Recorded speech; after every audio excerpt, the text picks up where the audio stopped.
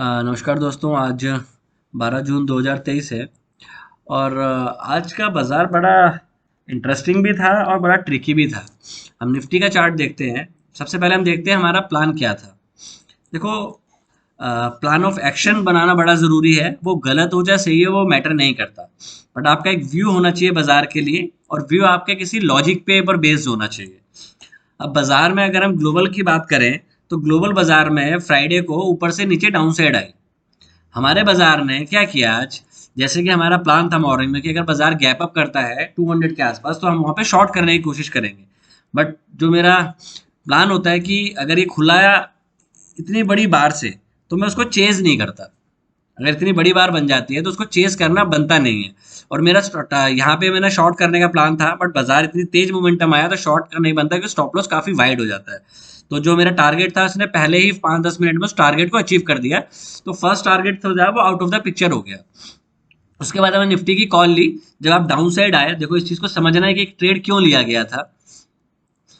आप एक मिनट, अब ये देखिए, ये लो है। पेन, ये आपका यस्टरडे का लो था। बाजार नीचे आया, नीचे आते ही इसने एक हैमर बनाया। हैमर के बाद इसका जब हाई गया तो मैंने यहाँ पे 18,550 की कॉल ली। वन शायद 120 के आसपास ली, नहीं 114 115 के आसपास ली शायद। वो ऊपर गया इनिशियली, बट वो नीचे आना शुरू हो गया। अब देखो, नीचे आया, क्योंकि अगर आपने यहाँ बाय किया है तो आपका स्टॉप लॉस क्या होना चाहिए? स्टॉप लॉस आपका इस बार का होना चाहिए। बट पॉइंट क्या है कि अगर बाजार नीचे आ रहा है और इसको साइडवेज कर रहा है, आप लो के आसपास हो, आप लो के आसपास हो, तो अगर ये इतने मतलब हैमर, इनसाइड बार, डोजी बना रहा है तो एक बार आपको इससे निकल जाना चाहिए। क्यों? बिकॉज यहाँ लो बनाया, इसके नीचे लो बनाया, फिर इससे नीचे लो बनाया, फिर इससे नीचे लो बना रहा है। तो इस तरीके के बाजार में एक बहुत बड़ी इस तरीके की बार बनाई जा सकती है, बिकॉज हम गिर कहाँ से रहे हैं वो इंपॉर्टेंट होता है। तो इस वजह से मैंने अपनी पोजीशन यहाँ एग्जिट करी, और जैसे ही ये कंजेशन जोन निकला मैंने इस ग्रीन बार पे दोबारा सेम कॉल ले ली। सेम कॉल ली मैंने 110 के आसपास, और 128 के आसपास मैं उससे एग्जिट हो गया। उसके बाद मैंने एक बैंक निफ्टी की पुट ली।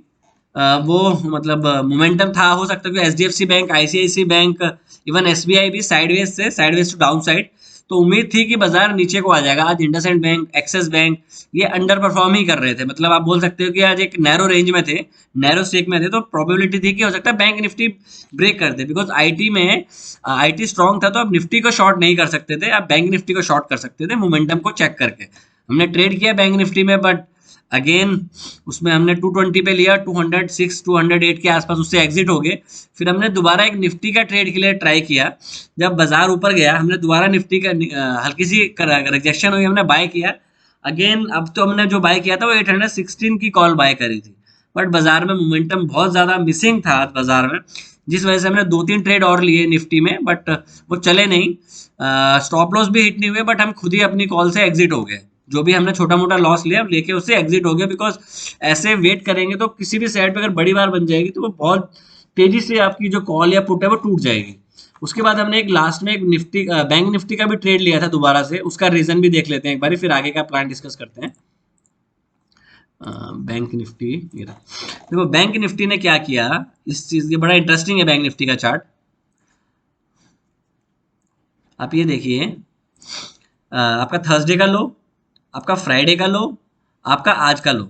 जब ये लो टूट गए यहाँ पे, तो मैंने यहाँ पे दोबारा पुट लेने की कोशिश करी कि अगर ये जाएगा तो आपको आराम से यहाँ से लेके इतने पॉइंट का मोमेंटम मिल जाता, जो कि आपका 400 से 350 पॉइंट का डाउन साइड फॉल मोमेंटम हो सकता था।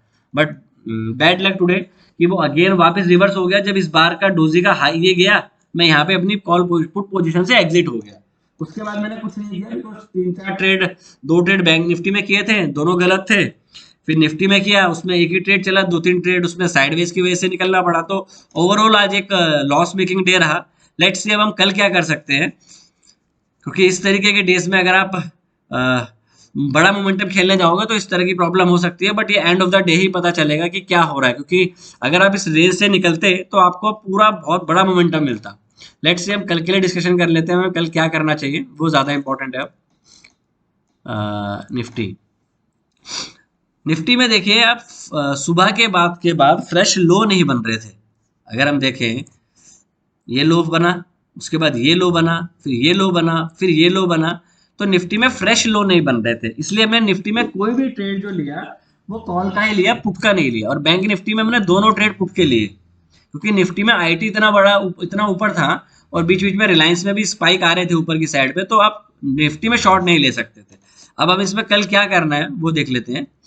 कल का क्या हमारा प्लान हो सकता है। देखो हमारी एक रेंज बन गई है अब निफ्टी में दोबारा से। और दूसरा पॉइंट है, अगर हम इसका डेली चार्ट देखें तो डेली में इनसाइड बार बनी है आज निफ्टी में, ये देखिए। अब इनसाइड बार जिस साइड को टूटेगी, अगर ये नीचे को टूटती है तो हम नीचे के लिए खेलने के लिए तैयार है, अगर ये ऊपर को टूटती है तो हम ऊपर को खेलने के लिए तैयार है। तो हमारी बाउंड्री डिसाइड हो जाती है अब निफ्टी में। ये आपकी अपर बाउंड्री हो गई, ये आपकी लोअर बाउंड्री हो गई, ये। तो अगर नीचे को तोड़ता है तो आपका नीचे का टारगेट जो होना चाहिए, डिपेंड ऑन कि हैवी वेट क्या कर रहे हैं, रेस्ट ऑफ द मार्केट क्या कर रहे हैं, बिकॉज इंडाइसिस को साइडवेज किया हुआ है। तो अगर इंडाइसिस साइडवेज रहेगा तो हमें क्विक पॉइंट्स लेके निकलना पड़ेगा, क्योंकि हम जो बड़े पॉइंट्स के लिए वेट कर रहे हैं, क्योंकि अगर आज भी हम देखते हैं, अगर हम छोटे पॉइंट ले लेते हैं 5 से 10 पॉइंट, तो हमारा प्रॉफिटेबल डे इजीली कंस्ट्रक्ट हो सकता था। बट लेट्स सी, अब ये दो रेंज बन गई। अब इस रेंज से अगर ऊपर जाता है या नीचे जाता है तो हम प्राइस को चेस करेंगे, बट पॉइंट अगर ऊपर की साइड जाता है तो हम पॉइंट्स छोटे के लिए खेलेंगे, अगर डाउन साइड पे जाता है तो हम पॉइंट्स बड़े के लिए खेलेंगे। बिकॉज अगर 850 टूटता है तो आपको आराम से 100 से 120 पॉइंट इजीली मिल सकते हैं। बट अगर आप ऊपर की साइड तोड़ोगे तो ऊपर आपका ये कंजेशन है और एक ये कंजेशन है, तो फर्स्ट टारगेट जो आपका होगा वो 800, ये बनेगा आपका 8690 के आसपास। उसके बाद आपका ये आ जाएगा जहां से आपका ब्रेकआउट हुआ था, ये रहा 18,735। तो ऊपर के आपके फिर भी कंजेशन दिख रहे हैं पास में, बट आप ऊपर नैरो रेंज से, ये जो आपकी नैरो रेंज बनी है, यहाँ से आप उतना ही ऊपर जा सकते हो जितने की रेंज है। तो यहाँ से आप 40 पॉइंट ऊपर जा सकते हो, बट नीचे सपोर्ट के पास हो, क्योंकि रेजिस्टेंस दूर है, सपोर्ट पास है। तो अगर सपोर्ट टूट जाती है तो आप नीचे की तरफ तेज आ सकते हो। तो अगर ऊपर की साइड टूटेगा तो हम ऊपर की साइड के लिए भी ट्रेड लेने के लिए रेडी हैं, नीचे की साइड भी टूटेगा तो भी हम ट्रेड लेने के लिए रेडी हैं। इसमें एक चीज और नोट कीजिएगा, अगर मैं यहाँ पे 20 भी लगाऊं तो ये एक फैब 4 का एग्जाम्पल बन सकता है। अगर हम इस रेंज के नीचे खुलते हैं तो आपका फैब 4 एक्टिवेट हो जाता है। कैसे? अगर आप लास्ट 2 घंटे की रेंज मार्क करें, और 20 और 200 कहाँ है, 200 ऊपर है, 20 नीचे है, तो उस वजह से भी आपको फॉलो थ्रू तेज मिल सकता है। अब ये एक इनसाइड बार है, अब देखते हैं कल बाजार किस तरीके का मोमेंटम देता है। तो फिलहाल निफ्टी में यही समझ में आ रहा है। और अब एक बारी बैंक निफ्टी का भी देख लेते हैं, बट अगर मैं ज़्यादा बड़ी क्वांटिटी की तरफ देखना है तो आपको डाउन साइड पे ही देखूंगा, और अगर ऊपर की साइड पे देखना है तो इनिशियली मैं टेस्ट करूंगा ऊपर की साइड पे कि मोमेंटम आ रहा है कि नहीं आ रहा है, क्योंकि आज भी बाजार में मोमेंटम नहीं था। इंडाइसिस बहुत ज़्यादा साइडवेज हो गए हैं, उसमें मोमेंटम नहीं मिल पा रहा है। तो इस तरह के बाजार में अपने अगर हम छोटे लॉस पे निकल रहे हैं तो बहुत बड़ी बात है। अब हम अगर बैंक निफ्टी का भी देख लेते हैं चार्ट, ये बैंक निफ्टी का चार्ट है, उसको एक बार डेली में देखें।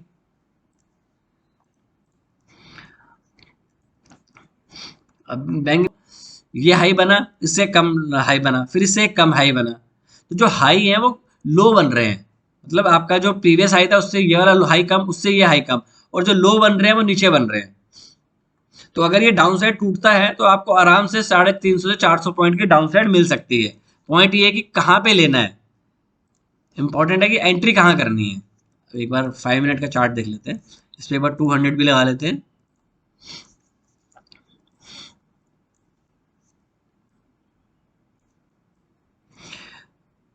काफी ज्यादा नैरो रेंज में हम ट्रेड कर रहे हैं दोनों इंडेक्सेस में।